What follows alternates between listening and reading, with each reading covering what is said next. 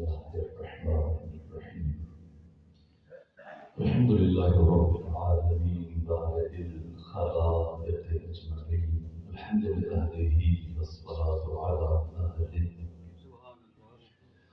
الصلاة والسلام على سيد الأنبياء والمرسلين العبد المؤيد الرسول المسدد المصطفى الأمجد الحبيب الأحمد النبي الأمي المكي المدني السراج المنير الكوكب الدري صاحب البقاء والسكينة المدفون الأرض مدينة سيدنا ونبينا وشفيع ذنوبنا وطبيب قلوبنا وحبيب نفوسنا ومولانا أبي القاسم محمد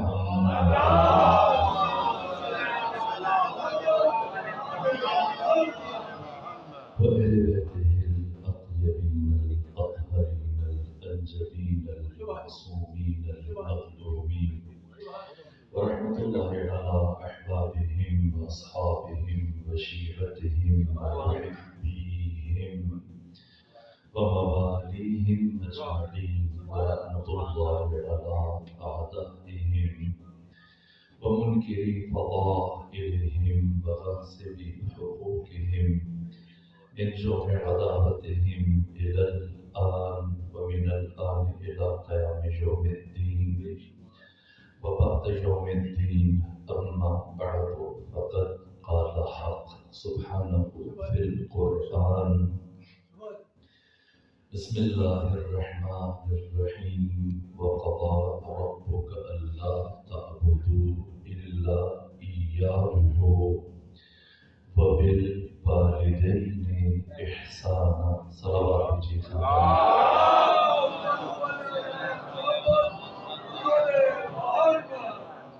خدا سبحان کی بارگاہ میں سپاسگزار ہوں کہ اس مقام پر آپ بامعرفت مومنین کی صحت کا شرف حاصل ہوا۔ اس سے پہلے کہ میں اپنی گزارشات کا آغاز کروں، جملہ مومنین سے التماس ہے کہ مرحوم گلزار نقوی صاحب اور ان کی زوجہ اور جملہ مومنین مومنات شہداء اسلام، ایسے تمام افراد کی اس دنیا میں جن کی کوئی فاتحہ پڑھنے والا نہیں، سب کی سارے ثواب اور درجات کی بلندی کے لیے سورہ فاتحہ پڑھیں۔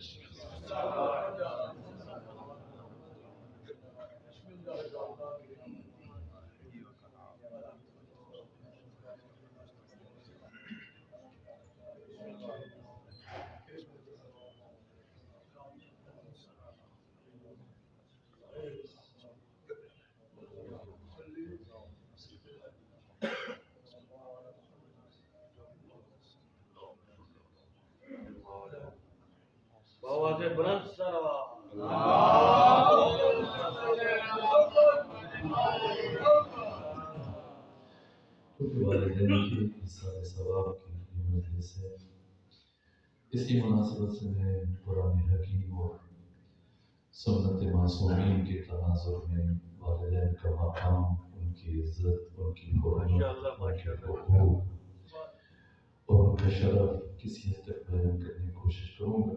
میرے عزیزو، قرآن مجید کوئی ضخیم کتاب نہیں ہے۔ ضخامت کے اعتبار سے قرآن ایک مختصر کتاب ہے۔ ہمارے ہاں بڑی بڑی کئی جلدوں پر مشتمل کتابیں موجود ہیں، جیسے بحار الانوار 110 جلدوں پر، جامع الجوامع 150 کے قریب جلدوں پر مشتمل، اور بیسیوں بلکہ سینکڑوں کتابیں 100، 150، 200 مجلدات پر مشتمل۔ قرآن حکیم ایک مختصر کتاب ہے، ضخامت کے اعتبار سے کل 6236 جملوں پر مشتمل۔ قرآن مجید نے جزیات کو بیان نہیں کیا، بلکہ اصول بیان کیے، قوانین بیان کیے، ضوابط بیان کیے، اور اہم ترین موضوعات کو قرآن مجید نے آیت کے ایک ٹکڑے میں ذکر کیا اور پھر دوبارہ پلٹ کر قرآن مجید میں اس کا ذکر نہیں فرمایا۔ یہاں تک کہ قرآن مجید نے یہ اصول اور قوانین سے بڑھ کر جوامع الکلم کو بیان کیا کہ جن سے پھر لاتعداد قوانین استنباط ہوتے ہیں اور استخراج ہوتے ہیں. یہ بات جو میں نے آپ کی خدمت میں عرض کی، اس کے باوجود چند ایک موضوعات ایسے ہیں جنہیں قرآن نے بار بار بیان کیا، کثرت سے بیان کیا اور تکرار سے بیان کیا. اور ان موضوعات میں سے ایک اہم ترین موضوع والدین کا مقام، ان کی حرمت، ان کی عزت، ان کا شرف، ان کے حقوق، ان کی فضیلت، یہاں تک کہ انبیاء کی دعائیں جو والدین سے متعلق ہیں، ان کے علاوہ 14 مقامات پر اللہ نے والدین سے متعلق گفتگو فرمائی. اور ان 14 میں سے 4 مقامات ایسے ہیں جہاں اللہ نے اپنی توحید کے اعلان کے فوراً بعد بلا فاصلہ والدین کے مقام اور شرف کو بیان کیا. اور ان 4 مقامات میں سے صرف ایک مقام کی طرف اشارہ کروں گا، سورہ مبارکہ بنی اسرائیل کی آیت نمبر 23 اور آیت نمبر 24. آپ ان 2 آیتوں کے الفاظ کو دیکھیں، ان کا اسلوب، ان کا آہنگ، ان آیات کا انداز، طرز تخاطب، لب و لہجہ، آغاز، انجام، کس تحدید آمیز لہجے اور فیصلہ کن انداز میں پروردگار نے اس مسئلے کو بیان کیا. وَقَضَىٰ رَبُّكَ أَلَّا تَعْبُدُوا، تمہارے رب کا یہ قطعی فیصلہ ہے، حتمی فیصلہ ہے، جس کے بعد پھر کسی نظر ثانی کی گنجائش نہیں. اللہ تعبدو، کہ تم کسی کی عبادت نہ کرو، الا ایہو، سوائے اس کے. اور فوراً بعد کیا فرمایا؟ وبالوالدین احسان، اور والدین کے ساتھ احسان کرو. یہ احسان اردو زبان والا نہیں جیسے ہم اپنی زبان میں لفظ احسان استعمال کرتے ہیں. عربی زبان میں احسان سے مراد ایسی نیکی جس میں 8 ارکان موجود ہوں.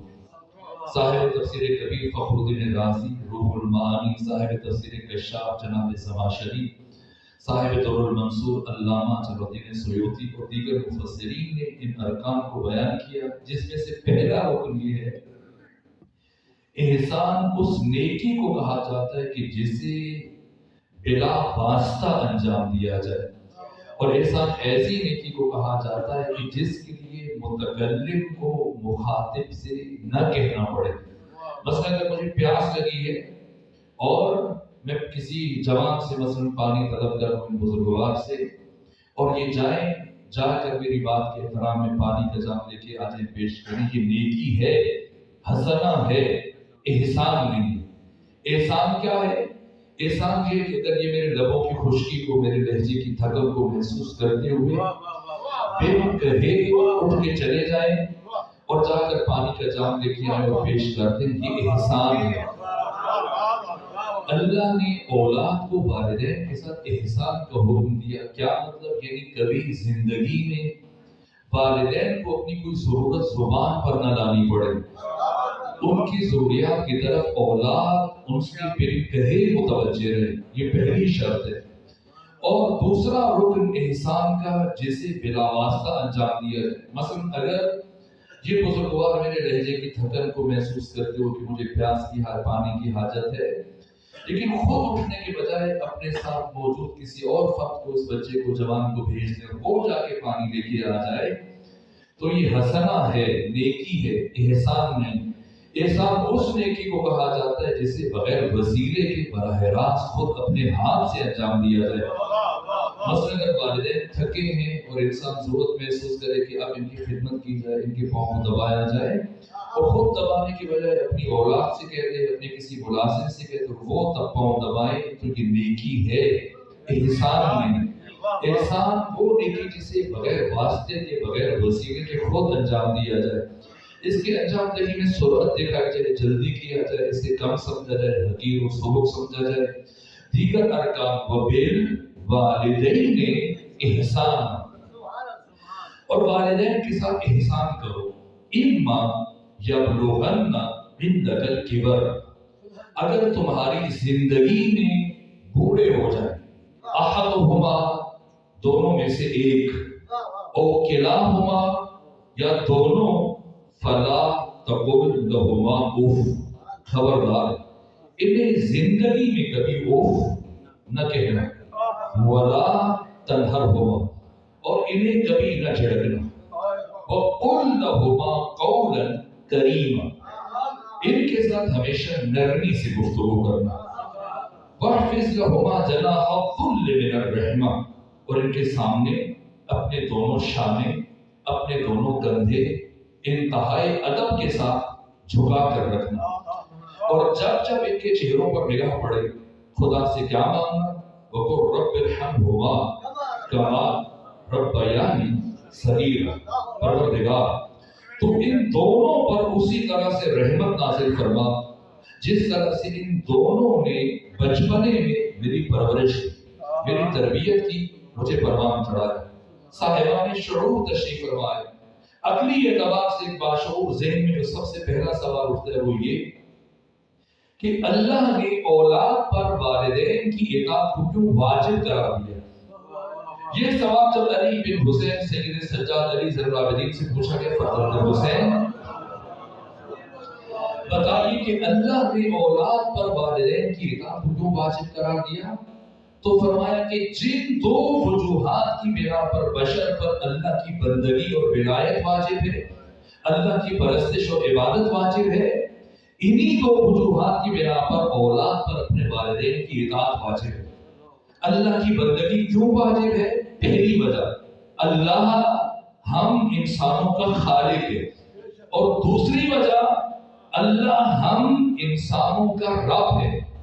پہلے پروردگار نے ہمیں عدم سے وجود دیا، نہیں سے ہے بنایا، اور پھر خلقت وجود سے آراستہ کرنے کے بعد ہمیں ہمارے حال پر نہیں چھوڑا، بلکہ ہماری پرورش کی، ہماری تربیت کی، ہماری ربوبیت کی، ہمیں پروان چڑھایا۔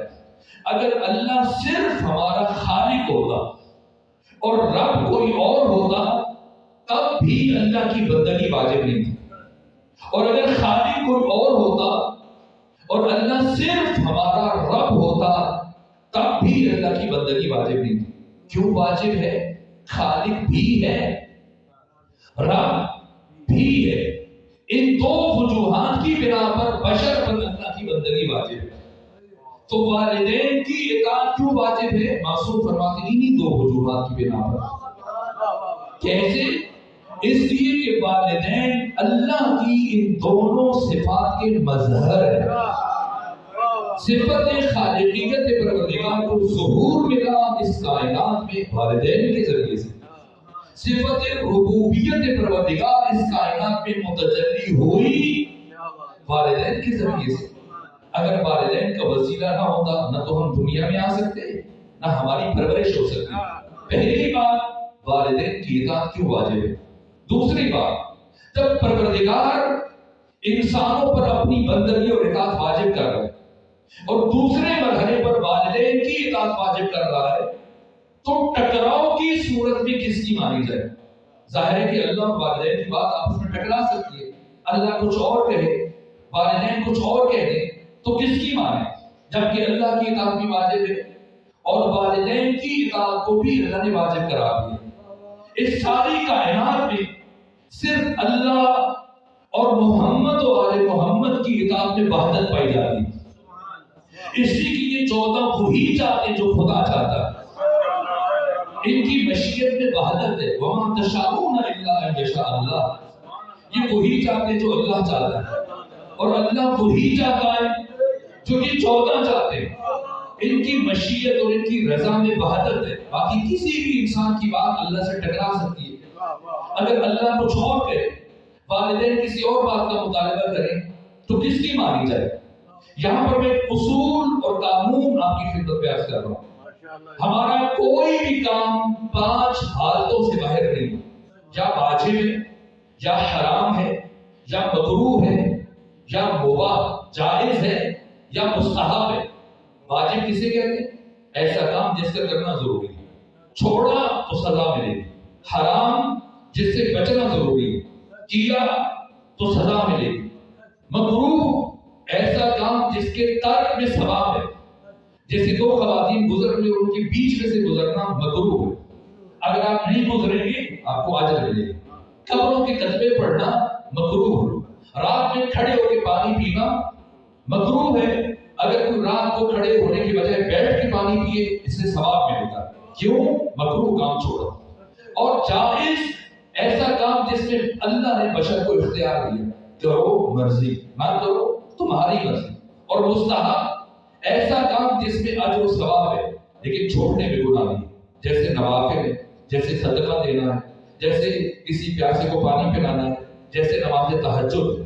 ان 5 میں اللہ کی اطاعت کہاں ہے اور والدین کی اطاعت کہاں ہے؟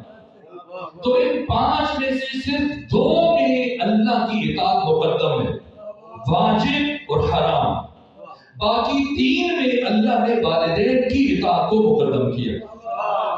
یعنی جتنے مستحبات ہیں، جتنے مکروہات ہیں، جتنے مباحات ہیں، ان سب میں والدین پہلے، اللہ بعد میں. اگر والدین نماز پڑھنے سے روکیں مانیں نہیں مانیں، کیوں؟ واجب ہے.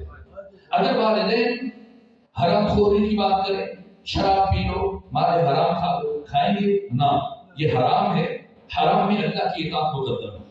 لیکن جتنے بھی مستحبات ہیں، جیسے نماز پڑھنا واجب ہے لیکن اول وقت میں نماز پڑھنا واجب نہیں. نماز پڑھنا واجب ہے، مسجد میں آ کے پڑھنا واجب نہیں. نماز پڑھنا واجب ہے جماعت کے ساتھ، بہت ثواب ہے لیکن واجب نہیں. تہجد مستحب ہے، واجب نہیں. اگر والدین نماز سے روکے نہیں روکے گے، لیکن اگر باپ یا ماں یہ کہہ دے آپ نے وضو کیا تاکہ اول وقت میں نماز پڑھیں اور ثواب ملے آپ کو، لیکن باپ کہے کہ ابھی جاؤ بازار میں میرا یہ کام کرو، یا بیٹھو میرے پاؤں دباؤ، یا میری خدمت کرو. اب اگر یہ ثواب کی لالچ میں اول وقت میں نماز پڑھے گا تو اس کی نماز اللہ کی بارگاہ میں قبول نہیں ہوگی. نماز پڑھنا واجب ہے، جماعت کے ساتھ پڑھنا واجب نہیں. اگر یہ ثواب کے لالچ میں ماں یا باپ کی بات کو رد کرتے ہوئے جماعت کے ساتھ نماز پڑھے گا تو مجھے زیادہ ثواب ملے گا، اس کی نماز اس کے منہ پہ مار دی جائے گی. نماز پڑھنا واجب ہے، مسجد میں جا کے پڑھنا واجب نہیں. اگر یہ ثواب کے لالچ میں مسجد میں جا کے نماز پڑھے اور والدین روکے کہ نہ پہلے یہ کام کرو پھر مسجد نہ جاؤ گھر میں پڑھو، اب اگر یہ مسجد میں پڑھے گے تو یہ اللہ کی بارگاہ میں گنہگار ہے. تمام تر مستحبات، تمام تر مباحات، تمام تر مکروہات اور واجبات میں سے بھی صرف واجب عینی میں اللہ کی اطاعت مقدم ہے، واجب کفائی میں والدین کی اطاعت مقدم ہے. اس کے بعد یہ دوسری بات. اور تیسرا سوال یہ تو اگر اللہ اور والدین کی اطاعت ٹکرا جائے تو کس کی مانے؟ اگر خود والدین کی اطاعت ٹکرا جائے تو کس کی مانے؟ باپ کی یا ماں کی؟ تو اس میں 4 حق اللہ نے باپ کو دیے، اس میں ماں شامل ہے، اور 1 حق اللہ نے ماں کو دیا، اس میں باپ شامل نہیں. پہلا حق کہ باپ کو اولاد کے شخصی گھر میں، جو اولاد کی ذاتی ملکیت ہے، اس گھر میں داخل ہونے کے لیے اولاد کی اجازت نہیں چاہیے، لیکن ماں کو یہ اجازت چاہیے. دوسرا حق، باپ اپنی اولاد کا مال ان کی اجازت کے بغیر استعمال کر سکتا ہے لیکن ماں کو حق حاصل نہیں. تیسرا حق کہ باپ کی قضا نمازیں اور قضا روزے یہ بڑے بیٹے پر واجب ہے، لیکن ماں کی قضا نمازیں اور قضا روزے یہ بڑے بیٹے پر واجب نہیں. پڑھے تو ثواب ہے، اجر ہے، لیکن واجب نہیں. اور چوتھا حق جو صرف باپ کو حاصل ہے، اللہ نے باپ کو اپنی اولاد پر حق ولایت عطا کیا، یہ حق ماں کو حاصل نہیں. جیسے آپ کے ملک پاکستان میں اس طرح کے محاورے سننے میں آتے ہیں کہ میاں بیوی راضی تو کیا کرے گا قاضی، اگر لڑکی بھی راضی ہے، لڑکا بھی راضی ہے، بس آفس میں کولیگ ہیں، یونیورسٹی میں ایک ساتھ پڑھ رہے ہیں، فیصلہ کرتے ہیں کہ ہم شادی کریں، لیکن باپ کی اجازت نہیں ہے لڑکی کو، تو اس شادی کی شرعی حیثیت کیا ہے؟ باقی سارے رشتہ دار راضی ہیں، لڑکی خود راضی، لڑکی کی بہنیں، تمام بھائی، اس کی ماں، چچا، تایا، نانی، نانا، سارے رشتہ دار، تمام خالائے، ماموں، سب راضی. چیف منسٹر یا پرائم منسٹر یا پریزیڈنٹ حکم دے کہ ان کی شادی ہونی چاہیے، اور قاضی القضات چیف جسٹس سپریم کورٹ سے فیصلہ سنا دے کہ ہر حال میں اس لڑکی اور لڑکے کا نکاح ہو. اور پاکستان کا سب سے بڑا مفتی، عالم، اس لڑکی اور لڑکے کا نکاح پڑھا دے جب تک باپ کی اجازت نہ ہو۔ اس نکاح کی شرعی حیثیت کیا ہے؟ اس کی شرعی حیثیت یہ ہے کہ نکاح نامے کو اٹھا کر ردی کی ٹوکری میں پھینکنے سے بڑھ کر اس کی کوئی حیثیت نہیں، جب تک کہ باپ کی اجازت نہ ہو۔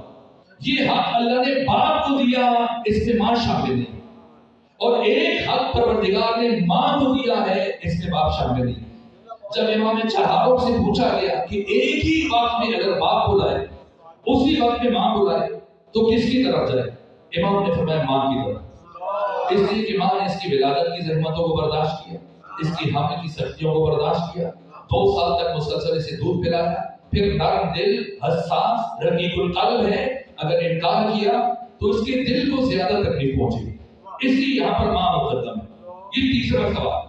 اور چوتھا سوال، یہ جو قرآن اور دین اور اسلام نے اور معصومین نے والدین کے 80 حقوق بیان کیے، جن میں سے 40 کا تعلق والدین کی زندگی سے، 40 حقوق کا تعلق والدین کی دنیا سے چلے جانے کے بعد سے، جیسے مثلا اولاد کو حق حاصل نہیں کہ والدین سے آگے چلے مگر ان کی جان کو خطرہ ہو، اولاد کو حق حاصل نہیں کہ اپنے والدین سے اونچی جگہ پر بیٹھے، اولاد کو یہ حق حاصل نہیں ہے کہ وہ اپنے والدین سے اپنی آواز کو بلند کرے، اولاد کو حق حاصل نہیں ہے کہ اپنے والدین کو کوئی بات حکمن کرے۔ مثلا باپ شوگر کا مریض ہے، وہ چینی استعمال کرتے، بیٹا وہ ڈاکٹر ہے، اسے پتہ ہے کہ مضر ہے، تو یہ سختی نہیں کر سکتا، التماس کر سکتا ہے، درخواست کر سکتا ہے۔ اولاد کو حق حاصل نہیں کہ والدین کے دشمنوں کے ساتھ دوستی کرے۔ 10 حقوق جن کا تعلق مال سے، 10 حقوق جن کا تعلق زبان سے، 10 حقوق جن کا تعلق دل سے ہے، یہ سارے حقوق زندگی میں، پھر مرنے کے بعد ان کی تشییع جنازہ کا اہتمام، ان کی کار خیر جو انہوں نے زندگی میں شروع کیے، اگر راشن دیتے تھے فقراء میں یا جو کوئی بھی کار خیر شروع کر رکھا تھا اسے مکمل کرنا، پھر ان کی نماز مغفرت پڑھنا، ان کی واجبات کو ادا کرنا، ان کی قبر کی زیارت کے لیے جانا، یہ 80 حقوق۔ کیا یہ 80 حقوق اور والدین کے ساتھ خاص ہیں جو نیک، متقی، زاہد اور پرہیزگار ہیں؟ اگر کسی انسان کا باپ گنہگار ہے یا اس سے بڑھ کر فاسق ہے یا اس سے بڑھ کر مشرک ہے، تو کیا مشرک باپ یا مشرک ماں کی اطاعت بھی واجب ہے؟ میں کہنا یہ چاہتا ہوں کہ اگر کافر یا مشرک باپ یا ماں انسان کو نماز تہجد پڑھنے سے روک دے تو کیا کریں گے؟ روکیں گے یا نہیں روکیں گے؟ جب یہی بات پیغمبر اسلام سے پوچھی گئی، کنز العمال میں علی متقی ہندی اور ابو جعفر یعقوب قرینی رسول کافی سنی شیعہ کتابوں میں یہ حدیث موجود ہے۔ جب پیغمبر سے پوچھا گیا کہ کیا کافر والدین کی اطاعت بھی واجب ہے، آقا نے فرمایا 3 چیزوں میں کافر اور مسلمان کا فرق نہیں۔ پہلی چیز وعدہ، مسلمان سے کرو تب بھی نبھانا واجب ہے، کافر سے کرو تب بھی نبھانا واجب ہے۔ دوسری چیز امانت، امانت مسلمان کی ہو تب بھی اس کی پاسداری واجب ہے، کافر کو تب بھی اس کے لیے نگہداشت لازم ہے۔ اور تیسری چیز والدین، والدین مسلمان ہوں تب بھی ان کی اطاعت لازم ہے، اور والدین اگر کافر ہوں تب بھی ان کی اطاعت لازم ہے۔ اگر ایک کافر باپ یا کافر ماں مسجد میں جا کر نماز پڑھنے سے روکتے تب بھی رکنا واجب ہے، تہجد اور نماز شب سے روکتے رکنا واجب ہے۔ اسی طرح سے مستحبات میں، مکروہات، مباحات میں ان کی اطاعت کی جائے گی۔ یہ چوتھی بات۔ اور 5ویں بات، کیا والدین کی اطاعت سے اس کائنات کا کوئی انسان مستثنا ہے؟ کسی کو چھوٹ حاصل ہے؟ نہ کسی نبی کو چھوٹ حاصل ہے، نہ کسی صحابی کو، نہ کسی ولی کو۔ پیغمبر اکرام اسلام کے ایک صحابی آپ کی خدمت میں حاضر ہوا، عرض کی یا رسول اللہ کیا آپ مجھے بتانا پسند فرمائیں گے کہ اس وقت میرا شہید بھائی جنت میں کس حال میں؟ پیغمبر نے اپنے صحابی کی طرف غور سے دیکھا، وہ تعجب سے فرمایا کون سی جنت؟ کون سی جنت؟ کہ یا رسول اللہ کیا میرا بھائی شہید نہیں ہے؟ فرمایا شہید ہے۔ کہ کیا آپ نے نہیں فرمایا تھا کہ شہید جنت میں جائے گا؟ کہا میں نے کہا تھا۔ کہ پھر کیوں آپ کہہ رہے کون سی جنت؟ کہ میرے صحابی اگرچہ تمہارا بھائی شہید تھا لیکن شہید ہونے کے ساتھ ساتھ وہ اپنے والدین کا نافرمان بردار تھا، اور اللہ نے جنت کو والدین کے نافرمان بردار کے اوپر حرام کرا دیا۔ کوئی نبی مستثنا نہیں ہے، 1,34,000 نبیوں میں سے 25 نبی ہیں جن کا ذکر اللہ نے قرآن میں نام لے کے کیا، اور سب سے زیادہ ذکر اللہ نے قرآن میں جناب موسیٰ کا فرمایا، لیکن ایک جگہ اکٹھے نہیں۔ البقرہ میں، سورہ آل عمران میں، سورہ نساء میں کئی 2 آیتیں، کئی 6 آیتیں، کئی 5 آیتیں، ٹکڑوں میں 25 میں سے ایک نبی ہے جن کا ذکر اللہ نے ایک ساتھ بیان کر 100 سے زیادہ آیتیں ہوتا ہے، اور اسے قرآن مجید کا سب سے بہترین واقعہ قرار دیا۔ یہ کون ہے؟ جناب یوسف علیہ والا نبی کا نام علیہ السلام۔ یہ جناب یوسف جنہیں اللہ نے جوانوں کے لیے آئیڈیل قرار دیا، اسوہ قرار دیا، لیکن یہی یوسف چند سالوں کی جدائی کے بعد جب اپنے باپ یعقوب سے ان کا سامنا ہوتا ہے، آمنے سامنے آتے ہیں، تو جیسے دور سے یعقوب کی نگاہ پڑی، وارفتگی کے عالم میں سواری سے نیچے اتر آئے، سر پر دوڑنا شروع کیا، اور یوسف عمائدین سلطنت کے ساتھ سوار ہو کے آگے بڑھ رہے تھے۔ سوچا میں کیا کروں؟ حکومتی پروٹوکول کا، آداب ریاست، شؤون مملکت کا تقاضا ہے کہ میں سوار ہو کے آگے بڑھوں، میرے ساتھ وزیر ہیں، مشیر ہیں، خلاف ادب ہے اور حکومت کی اصولوں کے خلاف ہے، ریاست کے آداب کے منافی ہے کہ میں پیدل چلوں، ان سب کو زحمت دوں۔ تو یہ سوچ کر کے وہ سوار ہو گیا، نہ کہ باپ کی بے ادبی کی وجہ سے۔ لیکن کچھ سفر طے کرنے کے بعد انہیں محسوس ہوا کہ اچھی بات نہیں کہ میرا باپ پیدل چلا آ رہا ہے اور میں سوار ہو کے جا رہا ہوں۔ اس لیے کچھ لمحے طے کرنے کے بعد یہ سواری سے نیچے اترا ہے، اور انہوں نے بھی اپنے باپ یعقوب کی طرف سے ایک دوسرے کی طرف دوڑنا شروع کیا، باپ کی طرف۔ لیکن اس سے پہلے کہ جناب یوسف اپنے باپ یعقوب کے قریب جاتے، مصافحہ کرتے، معانقہ کرتے، پروردگار نے جبرائیل کو بھیجا۔ جبرائیل آئے، یوسف کو سلام کیا، اور سلام کرنے کے بعد فرمایا یوسف اپنا دایاں ہاتھ باہر نکالو۔ یوسف نے دایاں ہاتھ باہر نکالا تو ایک نور آسمان کی طرف بلند ہوا۔ یوسف نے تعجب سے پوچھا پروردگار کہ کیسا نور تھا؟ کہ یہ نور نبوت تھا۔ پروردگار نے نور نبوت کو آپ کے صلب سے واپس لے لیا۔ اب آپ خود تو نبی ہوں گے لیکن آپ کی نسل میں کوئی نبی نہیں آئے گا۔ اب کیوں؟ کیا ہوا؟ جبرائیل نے بتایا آپ سے ترک اولاد سرزد ہوا۔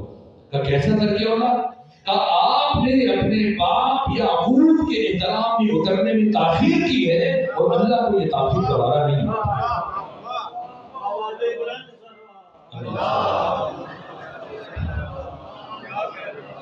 اس کی وجہ پروردگار نے نور نبوت کو آپ کے بڑے بھائی جناب لاوی کے صلب میں قرار دیا۔ اور امام چہاروں سے کسی نے پوچھا کہ اللہ نے جناب لاوی کی نسل میں کیوں قرار دیا نور نبوت کو؟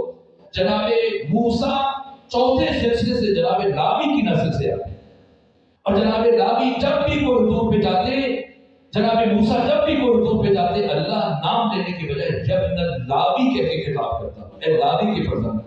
امام سے پوچھا کہ کیا وجہ ہے؟ فرمایا اس لیے کہ وہ ہر درجہ اپنے باپ کی مطیع اور فرمانبردار تھا، جس کی مثالیں قرآن میں موجود ہیں۔ جب سب بھائی یوسف کو قتل کرنے لگے، لاوی نے کہا لا تقتلوا یوسف، اسے قتل نہ کرو، وَأَلْقُوهُ فِي غَيَابَتِ الْجُبِّ، کنویں میں پھینک دو۔ کیوں یہ کوشش کی؟ اور پھر بھائیوں نے اس کی بات مانی۔ ان کے باپ یعقوب بیٹے یوسف کی دائمی جدائی کا صدمہ برداشت نہ کرے، بچ جائے گا کبھی نہ کبھی دیکھیں۔ اور دوسری مرتبہ جب اپنے سگے بھائی بنیامین کو یوسف نے بہانے سے اپنے پاس روک لیا، باقی سب کو اناج دے کے رخصت کیا، سب چل پڑے، راغی ہو گئے۔ بھائیوں نے کہا کیوں روک گئے اور چلے؟ تو کیا جواب دیا کہ میں ایک مرتبہ اپنے باپ کا دکھی اور اداس چہرہ دیکھ چکا، اور مجھ میں ہمت نہیں کہ دوبارہ اپنے باپ کا سامنا کروں۔ اب یا تو میرے باپ کا حکم آ جائے، یا اللہ کی نشانیوں میں سے کوئی واضح نشانی آ جائے، تو میں مصر کی سرزمین کو چھوڑوں گا۔ کوئی نبی بھی مستثنا نہیں۔ بس میرے عزیزو، وقت سے گزر رہے کہ میں اعلان سنتا تھا کہ کسی مومن یا مومنہ کی نماز جنازہ بھی شاید بعد میں پڑھنے والے افراد ہوئے۔ میں اختصار کی طرف آپ کو لکھتا ہوں۔ میرے عزیزو، ہمارے کچھ گناہ ایسے ہیں جن کی سزا اللہ ہمیں آخرت میں دے گا، اور کچھ نیک کام ایسے ہیں جن کی جزا اللہ ہمیں آخرت میں دے گا۔ دنیا میں ان کی جزا اور سزا نہیں، لیکن کچھ کام ایسے ہیں جن کی جزا اور سزا اللہ اسی دنیا میں دیتا ہے، اور ان میں سے سر فہرست ایک طرف والدین کی اطاعت اور فرمانبرداری ہے، اور دوسری طرف ان کی نافرمانبرداری۔ والدین کے مطیع اور فرمانبردار کو پروردگار اسی دنیا میں اجر دیتا ہے، اگر کبھی عرض آیا تو اس کی پرانی مثالیں عرض کروں. اور والدین کے نافرما بردار کو اللہ اسی دنیا میں رسوا کرتا ہے. اب میں سینکڑوں احادیث کا خلاصہ کر کے چونکہ وقت تیزی سے گزر رہا ہے نچوڑ پیش کر رہا ہوں آپ کی خدمت میں. میرے عزیزوں، اگر کوئی چاہتا ہے کہ اس کی زندگی میں خوشی ہو، اس کی زندگی میں لذت ہو، اس کی زندگی میں برکت ہو، اگر کوئی چاہتا ہے کہ اس کے مال میں وسعت اور برکت ہو، اگر کوئی چاہتا ہے کہ اس کے گھر میں خوشیاں ہوں اور اس کی زندگی میں لذت ہو، اگر کوئی چاہتا ہے کہ اس کی اولاد اس کی مطیع اور فرمانبردار رہے، اگر کوئی چاہتا ہے کہ وہ ہر دن عزیز رہے اور اس کے دشمن اس سے محروم رہے، اس کے دشمن اس سے مغلوب رہے، اگر کوئی چاہتا ہے کہ وہ حادثاتی موت کا شکار نہ ہو جائے، اگر چاہتا ہے کہ اسے مرنے سے پہلے توبہ کی توفیق حاصل ہو جائے، اگر کوئی چاہتا ہے کہ وہ سکرات موت کی سختیوں سے بچے، اگر چاہتا ہے کہ قبر میں حساب و کتاب میں آسانی ہو، اگر چاہتا ہے کہ اسے آخرت میں شفاعت محمد والے محمد نصیب ہو، تو اس لیے سب سے بڑا عمل اور سب سے بڑا نسخہ والدین کی اطاعت اور والدین کی فرمانبرداری. ورنہ امام سجاد فرماتے کہ جو شخص اپنے والدین کا نافرمان بردار ہے، جاؤ اور اسے جا کر علی زین العابدین کا پیغام پہنچاؤ کہ جتنی عبادت کر سکتا ہے کر لے، جتنی نمازیں پڑھ سکتا ہے پڑھ لے، اور جتنی دعائیں مانگ سکتا ہے مانگ لے. اللہ کی بارگاہ میں نہ تمہاری کوئی نماز قبول ہوگی، نہ کوئی تمہاری دعا کو مستجاب کیا جائے گا. جو والدین کا نافرمان بردار ہے، خوش نصیب ہیں وہ افراد جن کے والدین زندہ ہیں. اور اگر کسی کے والدین یا ان میں سے ایک کا انتقال ہو چکا تو اسے بھی پریشان نہیں ہونا چاہیے. کیوں؟ اس لیے کہ پیغمبر فرماتے ہیں کہ کچھ افراد ایسے ہیں جو والدین کے زندگی کے حقوق میں بہت فرمانبرداری کرتے ہیں، لیکن والدین کی موت کے بعد انہیں فراموش کر دیتے ہیں. تو یہ اللہ کی بارگاہ میں نافرمانبردار اور آٹھ لکھے جاتے ہیں. اور کچھ خوش نصیب ایسے ہیں جو والدین کی زندگی میں ان کے حقوق ادا نہیں کر پاتے، لیکن ان کی موت کے ساتھ متوجہ ہو جاتے ہیں اور مرنے کے بعد ان کے حقوق کو ادا کرتے ہیں. تو یہ اللہ کی بارگاہ میں والدین کی فرمانبردار لکھے جاتے ہیں. اس لیے میرے عزیزو، والدین ہماری مجرے فیض ہے، واسطے فیض ہے. میں نے بخاری میں حدیث دیکھی ہے، شیعہ کتابوں میں حدیث دیکھی ہے. ایک صحابی پیغمبر کے پاس آیا کہ یا رسول اللہ، میرے حالات اچھے نہیں ہیں، جو بھی کاروبار شروع کرتا ہوں نقصان ہوتا ہے، اپنے مقروض ہوں، آپ اللہ کے نبی میرے حق میں دعا کر دیجیے. پیغمبر نے تعجب سے کہا میرے پاس کیوں آئے ہو؟ کہ یا رسول اللہ آپ کے پاس نہ ہو تو کس کے پاس جاؤں؟ آپ اللہ کے نبی ہیں. پیغمبر نے فرمایا اپنے والدین کے پاس جاؤ. عرض کیا یا رسول اللہ والدین کا انتقال ہو چکا ہے. فرمایا اگر انتقال ہوا تو کیا ہو؟ والدین کی قبر پر جاؤ، فاتحہ پڑھو اور والدین کی قبر کے وسیلے سے پروردگار سے مانگو، اللہ تمہارے والدین کی قبر کے وسیلے سے تمہاری مشکلات کو آسان کر دے. بس میرے عزیز،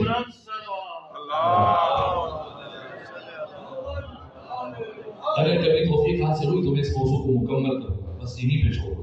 اور ایک جملہ جو روح ہے قرآن ہے، جو قرآن مجید کی سینکڑوں آیات سے مستفاد ہے، والدین کی عظمت کے لیے آخری جملہ آج کر کے گفتگو کو سمیٹ رہا ہوں کہ ہم انسان پیدا نہیں ہوئے بلکہ ہم انسان بننے کے لیے پیدا ہوئے. اور انسان سازی کے جو فیکٹرز ہیں وہ 6، 3 ہڈن فیکٹرز ہیں اور 3 اوپن فیکٹرز ہیں. 3 عوامل خفی، 3 عوامل جلی. توفیق، دعا، توارث صفات، جینز، یہ عوامل خفی. والدین، استاد، معاشرہ، یہ عوامل جلی جو ہمیں انسان بناتے ہیں. ان 6 میں سے مؤثر ترین عامل والدین، اور والدین میں سے بھی مؤثر ترین عامل ایک ماں کا وجود ہے. یہ ماں انسان سازی کا کارخانہ. اس لیے پیغمبر نے فرمایا کہ جنت ماں کے قدموں کے نیچے ہے، لیکن جنت ہر ماں کے قدموں کے نیچے نہیں، بلکہ جنت صرف ایسی ماں کے قدموں کے نیچے ہے جو اپنی اولاد کو جنتی بنانے کی صلاحیت رکھتی ہے. تاریخ انسانی آدم سے لے کے آج تک ان 8,500 سالوں میں دنیا کی جو 21 تہذیبیں اور تمدن گزر چکے، ان میں جتنی بھی بڑی بڑی شخصیتیں صف اول کی، ان باکمال شخصیات کے کمال کا راز اگر دریافت کریں گے اور ان کی زندگیوں کا مطالعہ کریں گے تو ایک ماں کا وجود نظر آئے گا۔ ماں انسان سازی کا کارخانہ ہے، جتنی بھی شخصیت۔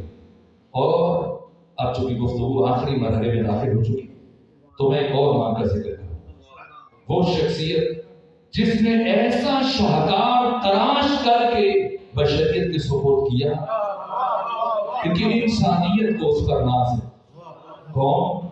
حضرت ابوالفضل عباس۔ یہاں تک کہ لبنان کی عیسائی خاتون، مسلمان نہیں، حضرت ابوالفضل عباس کی شخصیت پر 450 صفحات پر مشتمل ایک کتاب لکھی اور اس میں یہ جملہ تحریر کیا کہ 8,500 سالہ انسانی تہذیبوں میں جو 21 تہذیبیں گزری ہیں، کچھ قدریں، کچھ ویلیوز ہیں، لیکن ضروری نہیں کہ ایک تہذیب میں اگر ایک قدر ہے تو دوسری تہذیب نے آ کر کے اس قدر کو اہمیت دی، نہ، ضروری نہیں۔ لیکن ایک قدر، ایک ویلیو وہ ہے جسے ہر انسانی تہذیب اور ہر انسانی تمدن ہر دور میں سب سے زیادہ پسند کیا، اور اس قدر کا نام ہے وفا۔ اور اس کائنات میں وفا کی معراج کا نام ہے ابوالفضل عباس۔ قیامت تک آنے والا انسان فخر کر سکے گا، یہ ان کے جملے ہیں اس عیسائی خاتون۔ قیامت تک آنے والا انسان فخر کر سکتا ہے کہ میں اس زمین پر زندگی گزار رہا ہوں جس زمین پر کبھی ابوالفضل عباس جیسے باوفا انسان کے قدم پڑے۔ عباس کسی گروہ یا کسی فرقے کی میراث نہیں۔ اس عیسائی خاتون نے لکھا ابوالفضل عباس سرمایہ بشریت۔ ہمیں مجالس کے سلسلے میں شہروں میں دیہاتوں میں جانا ہوتا ہے، بہت سارے اہل تسنن بھائیوں کو جانتا ہوں، اہل سنت ہے، اس کے باوجود ان کے گھروں پر حضرت ابوالفضل عباس کا علم لہرا۔ اور ایک ہندوستانی شاعر نے کیا شعر کہا ہے جہاں میں اس قدر مخمور غم عباس کا، اور نقش سجدہ بن گیا ہے ہر قدم عباس کا، اور بدعتیں کہہ کر مسلمان جب الگ ہو جائیں گے ہندو ہو کر ہم اٹھائیں گے علم عباس کا۔ یہ عباس کون ہے کہ جن پر بشریت کو ناز ہے؟ ایک جملہ عرض کروں، مرحوم نگر نے فرمایا تھا کہ اللہ نے 3 شعبان کو حسین کو بھیجا، 4 شعبان کو عباس کو بھیجا۔ فلسفہ ارسال نور حسینی کیا ہے، اور پھر حسین کے بعد عباس کو بھیجنے کا مقصد کیا ہے؟ تو انہوں نے فرمایا کہ اللہ نے اس کائنات میں نور حسین کو اس لیے اتارا تاکہ انسانوں کو اللہ کی معرفت حاصل ہو جائے، اور حسین کے بعد عباس کو اس لیے بھیجا تاکہ بشر کو حسین کی معرفت حاصل ہو جائے۔ یہ عباس جو عزتوں کا آسمان ہے، جو وفاؤں کا آسمان ہے، سوال یہ کہ عباس کیسے عباس بنے؟ اس لیے کہ علی کے بیٹے، علی کے تو 18 بیٹے ہیں، امام حسن، امام حسین، جناب عباس کے علاوہ باقی 15 فرزندان ہیں جن میں بہت ساروں کے نام بھی شاید اکثر افراد کو یاد نہ ہو۔ تو پھر عباس کیسے عباس بنا؟ کیا اس لیے کہ علی کے بیٹے ہیں؟ نہ، عباس بننے کے لیے علی جیسا باپ ہونا کافی نہیں ہے، علی جیسے باپ کے علاوہ ام البنین جیسی ماں بھی ہونی چاہیے۔ اس لیے یہ بات ہمیں سمجھانے کے لیے امیر المومنین جو باب مدینہ العلم ہے، علی سے بڑا عالم کون ہے، لیکن ہمیں سمجھانے کے لیے بات ہم تک پہنچانے کے لیے اپنے بڑے بھائی عقیل کو بلایا۔ فرمایا عقیل آپ ماہر علم انصاب عرب ہیں، چاہے ڈھونڈیں کسی ایسے شجاع خاندان سے ایسی خاتون کا انتخاب کریں کہ جس خاتون سے ایسا بیٹا پیدا ہو جو کربلا میں میرے حسین کی فوج کا علمبردار بن سکے۔ جناب عقیل بن ابو طالب عمران کہاں پہنچے؟ قبیلہ بنی کلاب کے سردار جناب حزام بن خالد کے پاس، اور جب گفتگو شروع ہوئی اور اپنے آنے کی غایت بیان کی کہ میں امیر المومنین کی خواستگاری کے لیے آیا ہوں، تو جناب حزام اٹھ کر کھڑے ہوئے، میں اتنا خوش نصیب کہ داماد مصطفیٰ میرا داماد بن سکے، مجھے قبول ہے کہ نہیں، عقیل کریں. امیر المومنین کی یہ شرط ہے کہ آپ کے علاوہ خود بیٹی سے بھی پوچھا جائے. اگر اس کی بھی رضایت شامل ہو تب آپ دو، ورنہ نہیں. تو آپ جناب حزام نے اپنی زوجہ کو اپنی بیٹی فاطمہ جن کا لقب ام البنین ہے اور نام فاطمہ ہے بھیجا کہ علی کی طرف سے خواستگاری کا پیغام آیا، آپ کا جواب کیا ہے؟ تو کیا جواب دیا ام البنین نے کہ مجھے اور تو کچھ معلوم نہیں، اتنا جانتی رات جب میں سو رہی تھی تو میں نے عالم خواب میں ایک انتہائی نورانی چہرے والی بیوی کو دیکھا جنہوں نے آگے بڑھ کر میری پیشانی کا بوسہ لیا اور مجھ سے فرمایا ام البنین میں تمہارے نبی کی بیٹی فاطمہ زہرا اور ام البنین تجھے مبارک ہو کہ عنقریب تم میرے بیٹے عباس کی ماں بننے والے. پھر عقد ہوا اور جب عقد ہوا اور یہی ام البنین آئی پہلی مرتبہ امام حسن نے، امام حسین نے، زینب کبریٰ نے، زینب صغریٰ نے، تمام بچوں نے، اولاد سیدہ نے دروازے پر آگے بڑھ کر ام البنین کا استقبال کیا. سب نے ماں کہہ کے بلایا اور ام البنین کے بڑھتے قدم رک گئے. عرض کیا میں اس گھر میں کنیز بن کے آئی ہوں، اولاد فاطمہ کی خدمت کے لیے ہوں. اگر مجھے ماں کہو گے تو میں تمہارے گھر میں نہیں آ پاؤں گی. اور پھر وہ دن آیا جس دن حضرت ابوالفضل عباس دنیا میں تشریف لائے. مولا متقیہ نے اپنے ہاتھوں پر اٹھایا، داہنے کان میں آذان کہی، بائیں کان میں اقامت کہی، کچھ دعائیں تلاوت کی. اس کے بعد ثانی زہرا آگے بڑھے. عرض کیا بابا کچھ لمحوں کے لیے بھیا عباس میرے ہاتھوں پہ رکھا، ہاتھوں پہ اٹھایا، پیشانی کا بوسہ لیا اور پھر کان میں کچھ جملے کہے اور دوبارہ سے عباس کو اپنے بابا کی گود میں رکھا. اور علی پوچھتے ہیں بیٹی زینب آپ نے اپنے بھائی عباس کے کام میں کیا کہا؟ بابا میں اپنی ماں فاطمہ زہرا کی وصیت پر عمل کر رہی تھی. ماں فاطمہ زہرا نے مجھے دنیا سے جاتے ہوئے یہ وصیت فرمائی تھی اے میری بیٹی زینب جب تمہارا بھائی عباس دنیا میں آئے تو اسے گود میں اٹھا کر میرا سلام کہنا ماں فاطمہ زہرا تمہیں سلام کہتی ہے. کیا عجیب تعلق ہے حضرت ابوالفضل عباس اور سیدہ زہرا کا.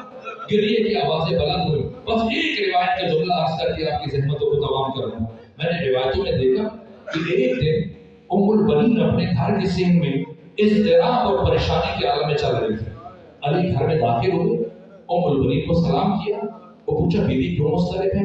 ام البنین نے عرض کیا بہت وقت ہوا عباس گھر سے باہر ہے، ابھی تک واپس نہیں آئے. اور متقیہ نے فرمایا عباس چھوٹے نہیں، واپس آ جائیں گے. ام البنین نے عرض کیا آقا میں حاسدین مدینہ سے ڈرتی ہوں، کوئی میرے بیٹے عباس کو نقصان نہ پہنچا. اگر آپ کے لیے باعث زحمت نہ ہو تو جا کر عباس کو تلاش کر کے لے آئے. ام البنین کی خواہش کے احترام میں علی چلے. کہاں پہنچے؟ جنت البقیع، جہاں عباس ایک قبر کے قریب کھڑے ہو کر گریہ کر رہے اور زیر لب کچھ کلمات ادا کر رہے. علی امیر المومنین قریب پہنچے، سنے عباس کیا کہہ رہے. اب جو علی قریب پہنچے عباس کی زبان پر یہ کلمات جاری تھے. عباس کہہ رہے تھے اے بی بی میں نے سنا ہے کسی شخص نے آپ کے دروازے کو آگ لگائی. اے بی بی میں نے سنا ہے کسی نے آپ کے اوپر جلتا ہوا دروازہ گرا. اے بی بی میں نے سنا ہے کسی شخص نے آپ کے رخسار پر تماچا مارا تھا. اے بی بی میں نے سنا ہے کسی نے آپ کے ہاتھوں پر تازیانے مارے تھے. اے کاش میں ہوتا تو دشمن سے پوچھتا تجھے اتنی بڑی جرأت کیسے ہو گئی. اللہ رحمت اللہ القوم الظالمین فسيعلم الذين ظلموا أي منقلب ينقلبون. یا برادر خط خواہش کر رہی تھی میں چند جملے اور عرض کروں. یہ عباس وفاؤں کا آسمان ہے. یہاں تک کہ میں عرض کروں دشمن روایت کرتا کون مدینے کا سابق گورنر جس کا نام ہے مروان بن حکم، وہ کہتے ہوئے روزانہ دیکھتا تھا کہ خاتون ہر روز صبح سویرے طلوع سے کچھ پہلے وہ نبی ذاتی کی قبر پر آ کے بیٹھتی اور گریہ کرتی رہتی. تو میں نے کسی سے پوچھا बताओ یہ کون سی خاتون ہے, یہ کون خاتون ہے؟ تو مجھے کسی نے بتایا کہ کربلا میں حسین کی فوج کے لمبردار ابو الفضل عباس کی ماں ام البنین ہے. کہ جب مجھے تعارف ہوا تو میں ایک دن کسی اوٹ میں چھپ کر کھڑا ہو گیا کہ یہ بی بی نبی ذاتی کی قبر کے ساتھ بیٹھ کر کیا باتیں کرتی ہے. تو میں نے سنا یہ بی بی کہہ رہی تھی اے سیدہ, اے نبی ذاتی, مجھے یقین نہیں آتا کہ میرا عباس مارا گیا. میرا عباس اتنا بڑا شجاع تھا, میرا عباس اتنا بڑا دلاور تھا کہ مجھے یقین نہیں آتا کہ سارا عرب مل کر بھی میرے بیٹے کو شہید کر سکے. لیکن جب سنتی ہوں کہ آپ کی بیٹی کے ساتھ سے نیزوں کے ساتھ چادروں کو اتارا گیا, اور جب سنتی ہوں کہ آپ کی پوتی سکینہ کے رخسار پر کسی شہید نے تماچے مارے, پھر یقین آ جاتا ہے, پھر یقین آ جاتا ہے. عزیز نے خواہش کی, ان کی خواہش کے احترام میں ایک جملہ اور عرض کر دیتا ہوں. کیا ہوا جب اسیروں کا قافلہ, کیا ہے مقام عباس, جب اسیروں کا قافلہ لٹ کر شام سے واپس مدینے آیا تو جس ہستی نے سب سے پہلے اس کاروان کا استقبال کیا وہ مادر حضرت ابو الفضل عباس ام البنین نے اپنے پوتے فضل کی انگلی پکڑ کر آگے بڑھی. سید سجاد کو سلام کرنے کے بعد سب سے پہلی بات جو پوچھی کہ سید سجاد میرا دل تڑپ رہا, بس اتنا بتا دیجئے کیا کربلا میں میرے بیٹے عباس نے اپنے آقا حسین کے ساتھ وفا کی یا وفا نہیں کی؟ ایک مرتبہ سید سجاد کا گریہ شروع ہو کہ ام البنین آپ نے وہ بات پوچھی جس نے میرے دل کو رلا دیا. کہ ام البنین ایک بات سنو, پھر خود دیکھنا کہ میرے بابا حسین کی نگاہ میں آپ کے بیٹے عباس کا مقام کیا تھا, آپ کی بیٹی عباس کا مقام کیا تھا. کہ سید سجاد بتائیے کہ سنے ام البنین, جب ہمیں کربلا سے شام کی طرف اسیر کر کے لے کے جا رہے تھے تو راستے میں عمر ابن سعد کی سواری میری سواری کے ساتھ ساتھ چل رہی تھی, اور اثناء سفر میں عمر ابن سعد نے ایک مرتبہ میرے بابا کے قاتل شمر ابن ذوالجوشن کو بلایا, اور بلانے کے بعد اس سے میرے بابا حسین کے قتل کی کیفیت پوچھی. کہا اے شمر بتا جب تو حسین کو شہید کر رہا تھا تب حسین کی حالت کیا تھی, تب حسین کی کیفیت کیا تھی, تب حسین تم سے کیا کہہ رہا تھا. اب شمر قاتل حسین عمر ابن سعد کو یہ جملے بتا رہا تھا کہ حسین روز عاشور گھوڑے سے جب نیچے آئے تو ایک مرحلے میں حسین نے اپنی شمشیر خاک کے کربلا میں گاڑ دی اور قبضہ شمشیر پر پیشانی رکھ کر بیٹھے تھے, باقی سب پیچھے تھے. میں حسین کے قتل کے ارادے سے آگے بڑھا اور میں نے دونوں ہاتھوں سے حسین کو کندھوں سے دھکا دیا.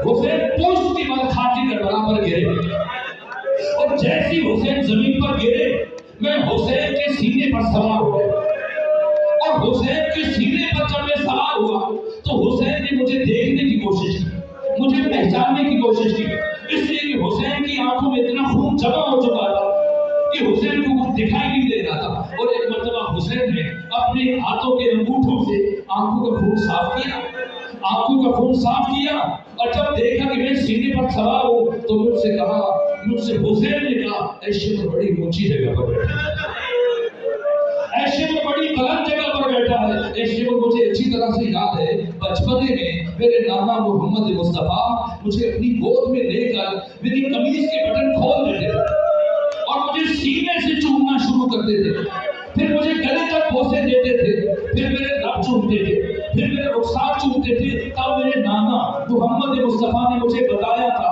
اے حسین تجھے اس کائنات کا شقی ترین فرد قتل کرے گا جس کے چہرے پر چینچن کے داغ ہوں گے, جس کی شکل خنزیر سے ملتی جلتی ہوگی.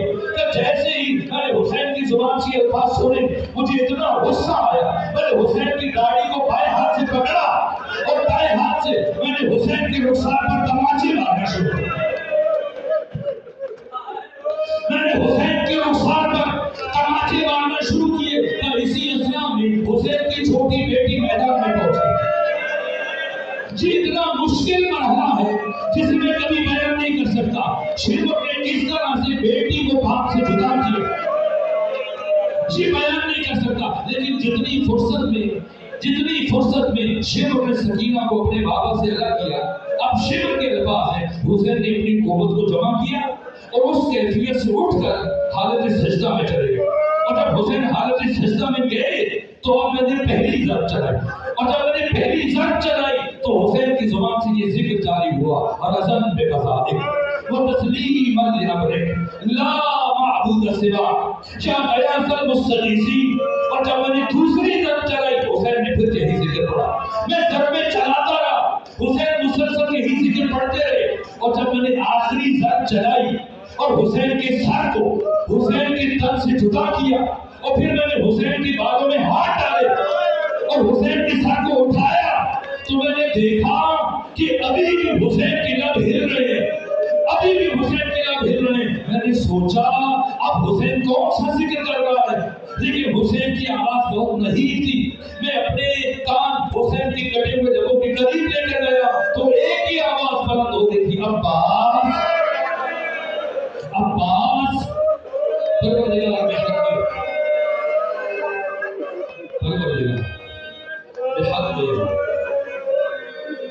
اجركم على الله. پروردگار بہتے ہوئے رشتوں پر اپنی رحمت نازل فرما. پروردگار حضرت ابوالفضل عباس باب الحوائج باب الحسین کے صدقے میں اس مجلس کو, اس ذکر کو اپنی بارگاہ میں قبول فرما, اور اس ذکر کا ثواب جناب گلزار نقوی اور ان کی زوجہ اور جملہ مرحومین کی ارواح کو ایصال فرما.